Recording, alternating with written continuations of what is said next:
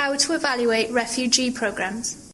Now that we know why we evaluate programs in the refugee serving sector, how do we conduct this evaluation using a community-based approach?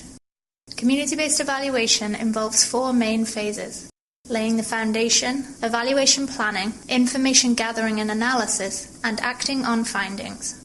Laying the foundation. The purpose of this first phase is to negotiate with stakeholders the goals that will guide and direct the following phases. First, organize a stakeholder steering committee and clarify everyone's roles. As this committee forms and begins to identify goals, think about the different assumptions, expectations, and requirements that each stakeholder might have and how these might influence the evaluation process. This committee will be the decision-making body for all aspects of the evaluation process. One of the first tasks of the committee is to determine the long-term goals of this evaluation and the actions you will take to achieve them. This is called a theory of change. A logic model is a way of visualizing the theory of change. It helps you to think about how the individual steps in the evaluation will help achieve your goals and create the results you want to see. Evaluation planning. Now that the foundation has been laid, build out the evaluation process. The steering committee must form guiding questions to drive the evaluation. Then, they will select and develop appropriate methods to collect information, such as surveys or questionnaires, and create a plan for analyzing the gathered information. Information gathering and analysis. This evaluation plan will now guide the process of information gathering. The method selected will allow you to collect feedback about the program in an organized way. When analyzing the feedback, opportunities for reflection with the stakeholders are needed. These discussions will help identify patterns and trends and form interpretations about the feedback. At this stage, a summary of findings is also created, which combines all of the major evaluation findings. Acting on findings. The final step is to share these findings with the broader community for both educational purposes and to create an active response. The stakeholder committee will develop a dissemination strategy to share evaluation findings in a way that is interesting and easily understood by many different audiences.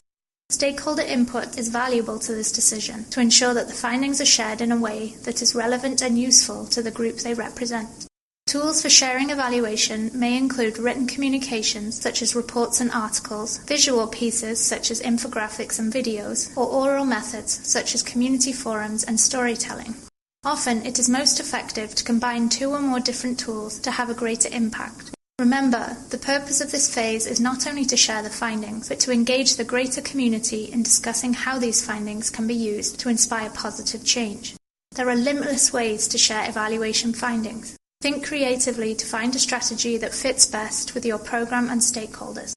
Let's use an example to see how this might look in the refugee serving sector. A non-profit agency runs a support group for mothers who came to Canada as refugees. The goals of the agency are to establish a safe, supportive place for these women to discuss the challenges of being newcomers and mothers, practice their English, build social networks, and share strategies and coping techniques with one another.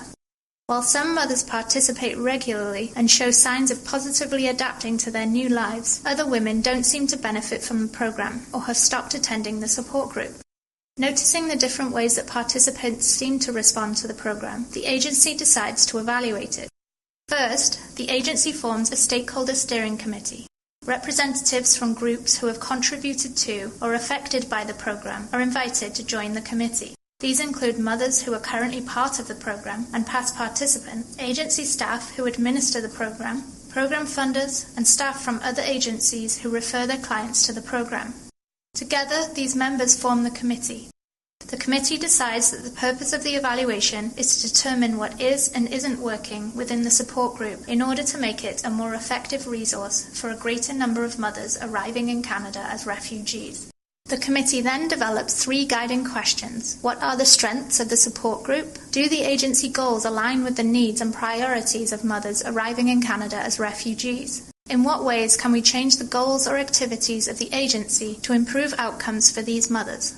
After discussing the qualities of different evaluative methods, the committee chooses to use interviews and questionnaires to collect information. They develop questionnaire items that will help find answers to these evaluation questions. The committee then circulates these questionnaires to stakeholder groups.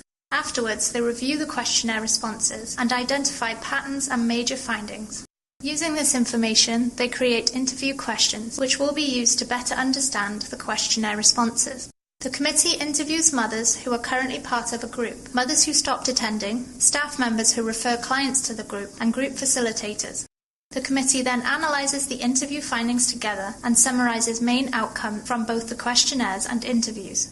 With these findings, the committee can now answer their evaluation questions. They discover that one of the major strengths of the support group is its facilitation of English learning opportunities, which builds confidence for mothers seeking employment.